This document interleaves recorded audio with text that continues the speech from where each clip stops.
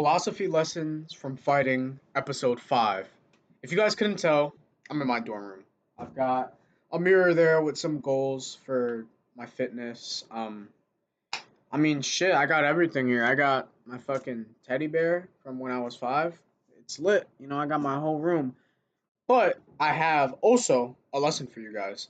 So, I have recently made a transition from boxing to mixed martial arts. Now, I'm doing more than just hand striking. I'm doing, kicking, wrestling, fucking everything. And today I learned something new, and I wanted to share with this audience what I learned today. Today I learned what a fight is. Not a sport, not a combat sport, a fucking fight. A fight, not to the death, because it was a controlled environment, but like to feel like to feel as if you just cannot overcome and to harness that like aggression and drive and to find it deep within your soul to push to fucking find something. So my coach, amazing wrestler. First of all, I would like to say that. He was just wrestling the hell out of me. Doing all these fun tricks, and he would just get me in positions where he's driving his knuckle into my freaking throat, his freaking forearms in my throat, and I'm like, eh! And like I'm tapping, like I'm just like tapping, and there were moments where he was like, "Nope, this is a fight," and then in my head I'm like, "I'm dead. I'm gonna die. Like it's over. It's been a good run, but something snapped. I didn't I didn't lay down and die. I thought I was tapping, like I thought I had enough, and I thought that there was no fight in me. And the coach said that if this is on the street, there's no fucking tapping. And then I realized something. I realized that holy shit, he's right. I can fucking fight. So then I started to claw, grab his face, throw my hips, posture my elbow, twist him around. Like I just felt this aggression that I've never felt that before. I was getting dominated. Like he was just wrestling the fuck out of me, choking the fuck out of me.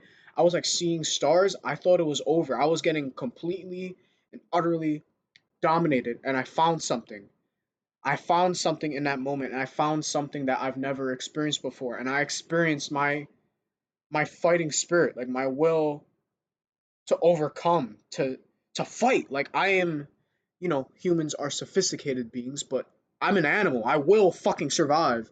Like, and I've never in my life experienced such an emotion that no, I'm not fucking dying. Like this is not the end of me. Like I'm fucking like I felt so amped up. I felt like of course, I'm still learning technique, but that was really a really pivotal moment for me. I learned a lot about that kind of like dark energy of like, no, I'm not laying down and getting choked out.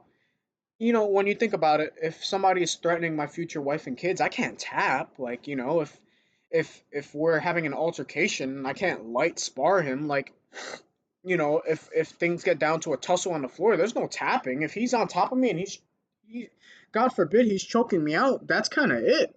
Like, there's no like, okay, okay. You got to be able to feel what's happening. Stay calm. I was gonna say deep breath, but you can't breathe. And find ways to survive. You have to survive. Your wife and kids, like in that specific scenario, need you. You're needed. You need to prosper and you need to like harness what you've learned, harness your violence, your aggression. And this is something that I did not feel in boxing. I did not feel this in boxing. I did not feel this in pure striking. You know, Obviously striking is its own art and I enjoy it, but wrestling is just like it was just profound. The level of violence and aggression that I was able to harness was just something that I've never expected to experience in this lifetime. I'm so grateful, and I'm also grateful that I experienced that capability in a controlled environment, as opposed to in an environment where I had to protect my girlfriend, my little sister, my mother.